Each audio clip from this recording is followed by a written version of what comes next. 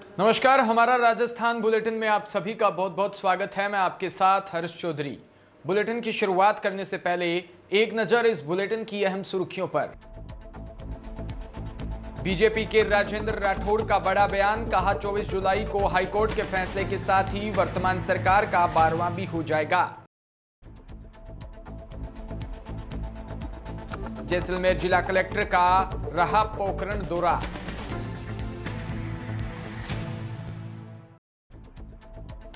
Corona संक्रमितों की संख्या में लगातार उछाल, जोधपुर प्रशासनिक अधिकारी, संभागीय आयुक्त व जिला कलेक्टर कोरोना संक्रमित।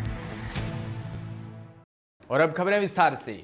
राजस्थान में जारी सियासी घमासान के बीच भागी विधायकों की सदस्यता रद्द करने वाले विधानसभा अध्यक्ष के नोटिस पर राजस्थान हाईकोर्ट ने फैसला 24 जुलाई तक सुरक्षित रख लिया। भारतीय जनता पार्टी ने इस पर प्रतिक्रिया देते हुए कहा कि फैसले का सभी को इंतजार है, लेकिन ये न्यायिक व्यवस्था का हिस्सा भी है।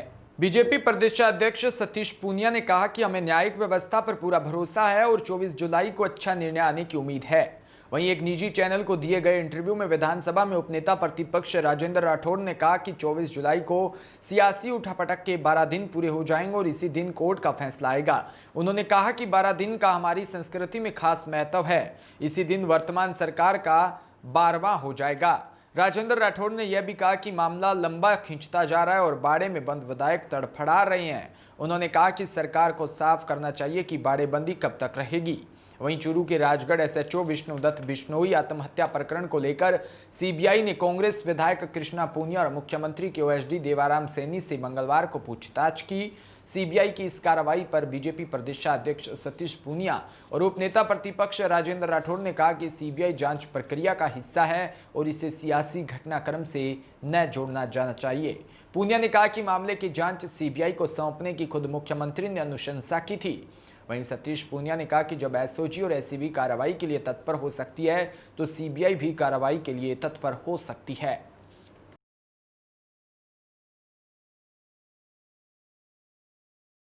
खबर जैसलमेर के पोखरण से, जहां नवनियुक्त जिला कलेक्टर आशीष मोदी ने आज पोखरण उपखंड मुख्यालय का दौरा कर विभिन्न सरकारी कार्यालयों का निरीक्षण किया। साथ ही अधिकारियों को आवश्यक दिशा निर्देश भी दिए। जिला कलेक्टर आशीष मोदी सबसे पहले रामदेवरा रोड पर स्थित कोविड-19 सेंटर का निरीक्षण किया तथा वहां पर अव्यवस्थाओं के चलते अधिकारियों को व्यवस्थाएं सुधारने के भी निर्देश दिए। जिला कलेक्टर कोविड-19 निरीक्षण के दौरान राजकीय अस्पताल पहुंचे, जहां पर उन्होंने मुख्यमंत्री निःशुल्क दवा वितरण केंद्र योजना की जानकारी के साथ ही अस्पताल के वार्डों व सफाई व्यवस्था का भी जायजा लिया। वहीं चिकित्सा अधिकारियों को सरकारी योजनाओं के सफल क्रियान्वयन को लेकर आवश्यक दिशा निर्देश भी दिए। वह मरीजों से मिलकर अस्पताल की व्यवस्थाओं के बारे में भी जानकारी ली। साथ ही पोखरण प्रवास के दौरान जिला कलेक्टर ने उपखंड अधिकारी कार्यालय में अधिकारियों की आवश्यक बैठक ली। बैठक के दौरान अधिकारियों से सरकारी योजनाओं के सफल क्रियान्वयन की जानकारी ली। वह कहा कि सभी को समय पर सरकारी योजनाओं का लाभ मिले व उसके लिए अधिकारियों को आवश्यक दिशा निर्देश भी दिए। वहीं जिला कलेक्टर ने पोखरण प्रवास के दौरान भाजपा कार्यकर्ताओं ने आगामी नगरपालिका चुनावों को देखते हुए मतदाता सूचियों में उपखंड अधिकारी व कर्मचारियों पर अनियमितताओं का आरोप लगाते हुए एक ज्ञापन सौंपकर बताया कि मतदाता सूचियों में मिलीभगत कर गलत नाम जोड़े जा रहे हैं। वह जो जिस वार्ड में रहता है उस नाम को अन्य वार्डों में जोड़ दिया गया, उसे सुधारने की भी मांग की।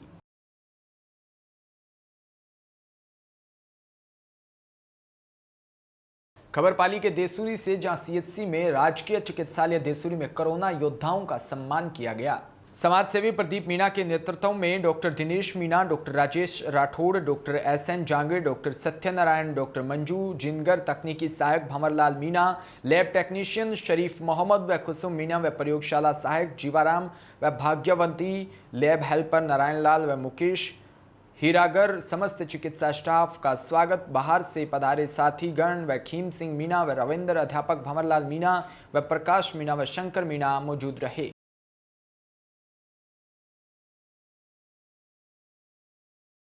देसूरी में राष्ट्रीय जाट तेजावीर सेना के राष्ट्रीय युवा अध्यक्ष रोशन जाट सिंघम के निर्देश पर राजस्थान पुलिस कांस्टेबल के वेतन कटौती मामले का संज्ञान लेकर राष्ट्रीय उपाध्यक्ष नवनीत चौधरी व प्रदेशाध्यक्ष दिलसुख चौधरी, युवा इकाई के प्रदेशाध्यक्ष शंकर जाट द्वारा व पूरी राष्ट्रीय जाट तेजवीर सेना के तहसील व जिले स्तर पर माननीय मुख्यमंत्री अशोक गहलोत के नाम एसडीएम महोदय को ज्ञापन देकर अवगत करवाया।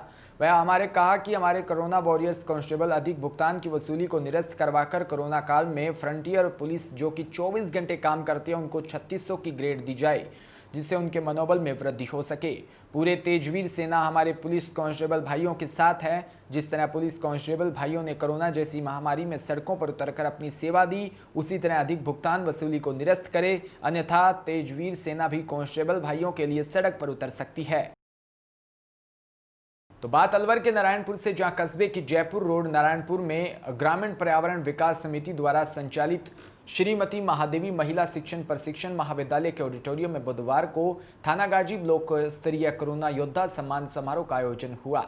सम्मान समारोह में जोश, जुनून और जज्बे के साथ आयोजन किया गया। इस कार्यक्रम के मुख्य अतिथि थानागाजी उपखंड अधिकारी डॉक्टर नवनीत कुमार, विशिष्ट अतिथि थानागाजी तहसीलदार भीमसेन सैनी व अध्यक्षता ग्रामीण पर्यावरण विकास समिति के अध्यक्ष अभिषेक मिश्रा ने की।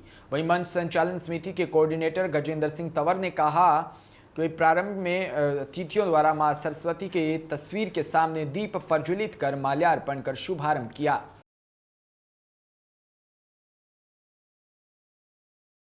पाकिस्तान की तरफ से जो आज कोरोना वायरस का सम्मान किया गया वो एक बहुत ही सराहनीय प्रयास था। और कोरोना की विकट परिस्थिति में जिस लगन, श्रद्धा, तत्परता, कर्मठता के साथ लोगों ने जाति और धर्म से ऊपर उठकर समाज का जो सहयोग किया, लोगों की सहायता करी, उसके लिए बहुत समाज ऋणी रहेगा। और इसके लिए मैं सभी को बहुत बहुत धन्यवाद देता हूँ और संस्थान का भी सहयोग ज्ञापित करता हूँ। सर, अभी थानागाजी में आप उपखंड अधिकारी हैं, क्या प्राथमिकताएं रहेंगी क्षेत्र के लिए सर? जैसे सबसे पहली प्राथमिकता तो अभी कोरोना के जो विपरीत परिस्थितियाँ चल रही हैं कि कोरोना से ज़्यादा से ज़्यादा लोगों को जागरूक किया जाए और संक्रमण से बचाव के लिए लोगों को अवेयर करें। और उसके साथ जो मास्क लगाना है, सोशल डिस्टेंसिंग की पालना है, उसमें लोगों को सम्मिलित करते हुए प्रशासन अपनी पूरी तत्परता से अपना कार्य करेगा। राजस्थान बोर्ड अजमेर द्वारा मंगलवार को जारी किए गए परीक्षा परिणाम में 12वीं कला के परीक्षा परिणाम में ज्ञान भारती बाल निकेतन उच्च माध्यमिक विद्यालय हरनावदा शाहजी की छात्राओं ने अपना परचम लहराया।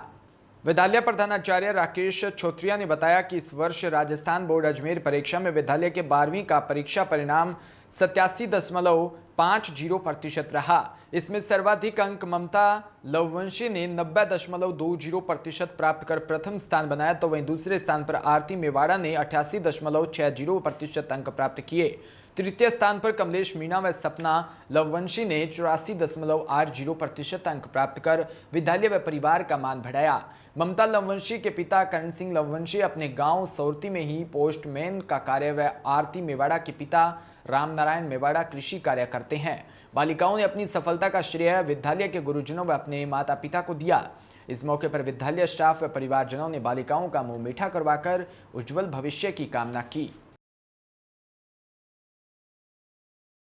खबर झालावाड़ से, जहां राजीव गांधी पंचायती राज संगठन की राष्ट्रीय अध्यक्ष व पूर्व सांसद मीनाक्षी नटराजन ने झालावाड़ जिले की सुनील ग्राम पंचायत का दौरा किया। सरपंच सीमा कुमारी ने अपने चुनाव से लेकर अब तक के सफर की जानकारी ली। साथ ही महिला सशक्तिकरण, शिक्षा, चिकित्सा व भविष्य की कार्य योजना सहित कई मुद्दों पर चर्चा की।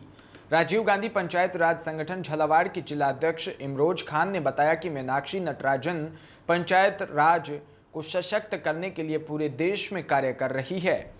उनके दौरे से क्षेत्र में कई लोगों में एक नई ऊर्जा संचालित होगी। इसके साथ उनके साथ कांग्रेस जिला उपाध्यक्ष चैन सिंह रामपुरा, इंदर सिंह, इंद्रपाल सिंह, बलराज जयपुरी, सुरेंद्र मेहता सहित कई कांग्रेसी कार्यकर्ता भी साथ में रहे। प्रदेश में चल रही राजनीतिक उठापटक के बीच प्रवर्तन निदेशालय यानी ईडी की ओर से बुधवार को सीएम अशोक गहलोत के बड़े भाई के ठिकाने पर की गई कार्रवाई से हड़कंप मच गया।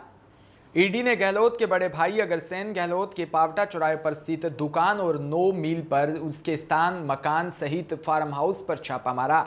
ईडी आज जिस मामले की जांच करने पहुंची वह काफी पुराना है। गुजरात में गत विधानसभा चुनावों के दौरान गहलोत को घेरने के लिए बीजेपी ने इस उर्वरक घोटाले को उछाला था। दरअसल वर्ष 2017 के गुजरात विधानसभा के चुनावों के दौरान कांग्रेस की कमान अशोक गहलोत ने थाम रखी थी। उस समय बीजेपी ने गहलोत को निशाना बनाते हुए आरोप लगाया कि वह वर्ष 2007 से 2009 के बीच राजस्थान में उर्वरक सब्सिडी में चोरी का एक बड़ा मामला हुआ था। उस समय अशोक गहलोत प्रदेश के सीएम थे और केंद्र में डॉक्टर मनमोहन सिंह की सरकार थी। यह मामला कस्टम अधिकारियों के द्वारा की गई एक कार्रवाई के साथ सामने आया था। उर्वरक घरेलू खपत के लिए मान्य है और इसका निर्यात प्रतिबंधित भी है। आरोप लगाया गया था कि जो उर्वरक किसानों को सस्ती दर पर उपलब्ध करवाया जाता है उसे निजी कंपनियों को शामिल कर इसमें घोटाला किया गया। इसके साथ ही आरोप भी लगाया गया कि अगरसेन गहलोत ने इंडियन पोटाश लिमिटेड से एमओपी खरीदकर किसानों को उर्वरक उपलब्ध नहीं करवाया, इसके बजाय उन लोगों को बेच दिया जो इसका निर्यात करते हैं। इससे अगरसेन गहलोत ने काफ़ी पैसा भी कमाया। उस समय अगरसेन गहलोत ने इन आरोपों को सिरे से खारिज कर दिया था। उनका कहना था कि हो सकता है कि कुछ बिचौलियों ने किसानों के नाम पर उनसे एमओपी खरीदकर उसका निर्यात कर दिया हो।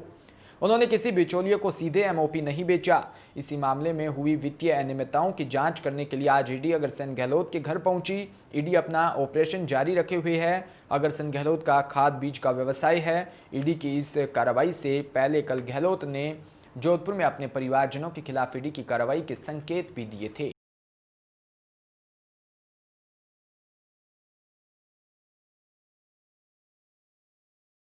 परिवार के यहाँ पे कार्रवाई की गई है, किस तरह की कार्रवाई को मानते हैं? ये लोकतंत्र का जो हनन करने का कार्यक्रम जो शुरू हुआ है, हम पिछले कुछ दिनों से देख रहे हैं। जब से राजस्थान ने केंद्र के सामने ताल ठोक के और केंद्र को बताया कि आप लोकतंत्र और जनमत को छीन नहीं सकते, जनमत प्राप्त करने के विषय है, तब से ये भारतीय जनता पार्टी के केंद्रीय नेताओं को और केंद्रीय सरकार को डाइजेस्ट नहीं हो रहा है और वो लगातार इसके विरोध में इस तरीके से कार्रवाई करने का प्रयास कर रही है कि राजस्थान सरकार या राजस्थान की जनता या राजस्थान के चुने हुए विधायक उनसे डर जाए और उनके सामने घुटने टेक दे, परंतु ऐसा कुछ होने वाला नहीं है। लगातार जयपुर में छापे पड़े, उसके बाद जोधपुर की ओर भी रुख कर दिया। मैं समझता हूं कि ये त्रस्त हो गए हैं, खिसियानी बिल्ली खंबा नोचे वाली स्थिति है। चूँकि इनका रेड राज इनका जो पारंपरिक तरीका है उसके बिना इनका काम चलता नहीं है और चूँकि इनको सफलता नहीं मिल रही बहुमत को हासिल करने पे, तो ये इरिटेट होकर और इस तरह की हरकतें कर रहे हैं। हम इसकी निंदा करते हैं और ये व्यक्तिगत भावनाओं के साथ, व्यक्तिगत बदले की भावनाओं के साथ अगर कोई काम को अंजाम करके जनमत को छीनने का प्रयास करते हैं तो लोकतंत्र में ये काला अध्याय और काला दिन के रूप में जाना जाएगा। कहा जा रहा है कि कोई बहुत पुराने मामले के अंदर वापस आज कार्रवाई की जा रही है, क्या आपको लगता है उचित समय है उसका? कार्रवाई तो खैर इनका अधिकार है, चाहे कभी भी करे, और अगर इनके पुराना मामला होता है ये कभी का बाहर लेके आ चुके होते, परंतु ये संदेश देने की राजनीति करते हैं और ये बदले की भावना से इनका जो संदेश देने का कार्यक्रम है ये सिर्फ उसी के तहत की गई जो राजनीति है। ये हमेशा जो अपन क्रिकेट में कहते हैं ना कि कब टाइमिंग होगी, ये उस टाइमिंग को तलाशते रहते कि हम हमारे शॉट के लिए क्या टाइमिंग रखें। इसके अलावा इनके पास कोई विकल्प नहीं है और इस कार्रवाई में भी कुछ नहीं होना है। दूध का दूध, पानी का पानी सामने आ जाएगा, परंतु ये सिर्फ एक पूरे देश को मैसेज देने की कार्रवाई कर रहे हैं कि हम इस तरह की कार्रवाई कर सकते हैं और देश में यदि कोई भी आदमी हमारे सामने सर उठा के खड़ा होने की कोशिश करेगा तो हम उसको छापे मार के, हमारी एजेंसियों का मिसयूज करके, दुरुपयोग करके, और हम कोशिश करेंगे कि उसको दबाएं। परंतु वीरों की धरती जो राजस्थान है उस पे उनकी ये जो इच्छा है इनकी पूर्ति होने वाली नहीं है। इसका विरोध जी देखिए, विरोध तो मुख्य रूप से जनता का है। हमारे सारे के सारे विधायक जो इनके सामने जिस तरीके से डट के खड़े हैं और विधानसभा में बहुमत के साथ में खड़े हैं, सबसे बड़ा विरोध तो हमारे विधायक ने, जो जनप्रतिनिधि है, जनता की भावनाओं के रूप में वो कर चुके हैं। और अगर जरूरत पड़ेगी और सरकार का इसी तरीके से दमन चक्र चालू रहा तो निश्चित रूप से विरोध के लिए पार्टी इनका सामना करने को तैयार है, सक्षम है और करेगी। आपका परिचय? डॉक्टर अजय त्रिवेदी, प्रवक्ता हूँ राजस्थान प्रदेश कांग्रेस से। आप पूर्व भी लगा सकते हैं सर। तो राजस्थान में कोरोना संक्रमितों की संख्या में लगातार उछाल आ रहा है। जोधपुर जिला प्रशासन भी कोरोना की चपेट में आ गया है। जोधपुर के सबसे आला प्रशासनिक अधिकारी, संभागायुक्त व जिला कलेक्टर कोरोना संक्रमित पाए गए। जोधपुर में एक बार फिर कल 100 से अधिक 111 नए पॉजिटिव मामले सामने आए। इस तरह कुल आंकड़ा 5000 के निकट 4943 तक जा पहुंचा। जोधपुर के सबसे आला अधिकारी संभागायुक्त डॉक्टर समित शर्मा की जांच रिपोर्ट भी पॉजिटिव पाई गई। उसकी उन्होंने स्वयं पुष्टि की है। इसके अलावा जिले में कोरोना के खिलाफ लड़ाई में सबसे अग्रणी भूमिका निभा रहे जिला कलेक्टर इंद्रजीत सिंह स्वयं को कोरोना से बचा नहीं पाए। उनकी जांच रिपोर्ट भी पॉजिटिव पाई गई। कलेक्ट्रेट में दोनों के पॉजिटिव पाए जाने से हड़कंप मच गया। अब अन्य कर्मचारियों की भी जांच करवाई जा रही है। वहीं पंजाब से संक्रमित होकर लौटी जिला कलेक्टर की IAS अधिकारी पत्नी की तबीयत में सुधार नहीं हो रहा। उनका बुखार लगातार बना हुआ है, बुखार टूट भी नहीं रहा। वहीं उसकी बेटी की तबीयत में सकारात्मक सुधार देखने को मिल रहा है। जोधपुर में मार्च में 7 व अप्रैल में 499, मई में 1024, जून में 1263 व जुलाई के 21 दिन में ही 2149 मरीज मिल चुके हैं। जुलाई में अब तक 34 कोरोना संक्रमितों की मौत हो चुकी है, जबकि जोधपुर में अब तक कुल 83 लोग अपनी जान गंवा चुके हैं। संभाग में जोधपुर के पश्चात सबसे अधिक संक्रमित पाली जिले में मिल रहे हैं। पाली में आज 54 नए संक्रमितों के साथ कुल आंकड़ा 2111 तक पहुंच गया। पाली में अब तक 22 कोरोना संक्रमितों की मौत हो चुकी है। बाड़मेर में 46 नए संक्रमितों के साथ कुल आंकड़ा 1000 को पार कर गया।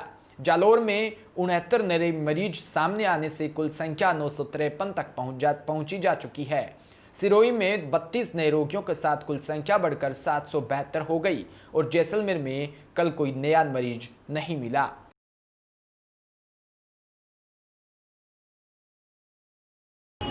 हर स्टेक होल्डर जब मिलता है तब जाके जो कार्य है या विकास है वो आगे बढ़ता है। चाहे वो कोरोना की बैटल है, चाहे वो शहर के विकास की बात है। मैं अलवर में था, वहाँ लॉ एंड ऑर्डर के इश्यूज होते थे। तो लॉ एंड ऑर्डर एक ऐसा सब्जेक्ट हो सकता है जिसमें कोई व्यक्ति सोचे कि केवल और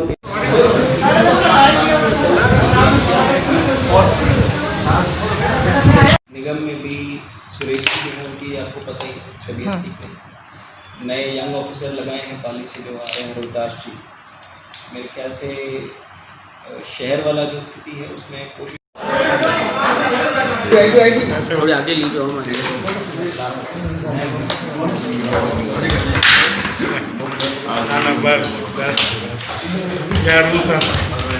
कोविड में ये पूरे मीडिया बंधुओं ने इतना ज़बरदस्त काम किया है। कलेक्टर साहब के तो निर्देशन में था ही, पर इन्होंने कोई कमी नहीं रखी है सर, क्योंकि हम डे 1 से बाहर थे। 2.5 महीने से लॉकडाउन में घर बैठे ही नहीं, क्योंकि साहब का भी ये था प्रचार। जबरदस्त है सर, ये सारे ही मतलब परिवार के सदस्य परिवार के सदस्य सर। परिचय एक बार इंट्रोडक्शन जरूरी है। राजीव जी, एक मिनट, शिव जी आप आइए, मेरे सीनियर है। अरे बैठो बैठो शिव जी, बैठो, बैठो। महत्वपूर्ण जिला है जैसा कि। तो इसी के साथ इस बुलेटिन में इतना ही और तमाम खबरों के लिए आप देखते रहिए DPK न्यूज़। नमस्कार।